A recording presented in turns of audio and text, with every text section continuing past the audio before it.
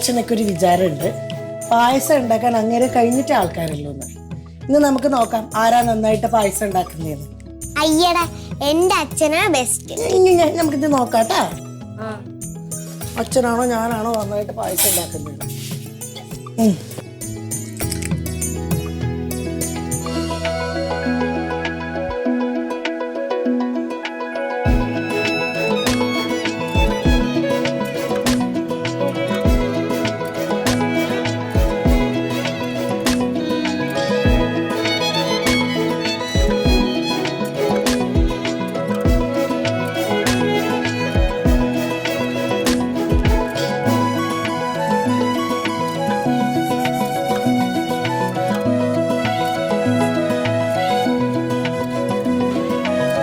എന്നിട്ട് അല്ല, ഇതിനെന്താണ് നെറ്റാണുള്ളത്? അതെനിക്ക് മനസ്സിലായില്ല.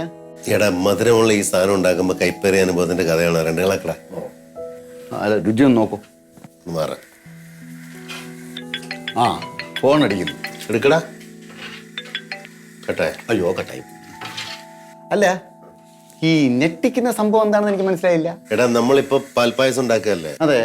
അവിടെ അവര് നെയ്പായസം ഉണ്ടാക്കുന്നു. ആ, അപ്പൊ ഒരു കാര്യം, ഇപ്പൊ അത് നോക്കിയാ അവരുടെ ആ നെയ് പായസത്തിന്റെ ഫോട്ടോ ഇങ്ങോട്ട് അയച്ചു തരാൻ പറ. അപ്പൊ നമുക്ക് പാലിന്റെ പായസത്തിന്റെ ഫോട്ടോ അങ്ങോട്ട് അയച്ചു കൊടുക്കാം. ഇങ്ങോട്ട്.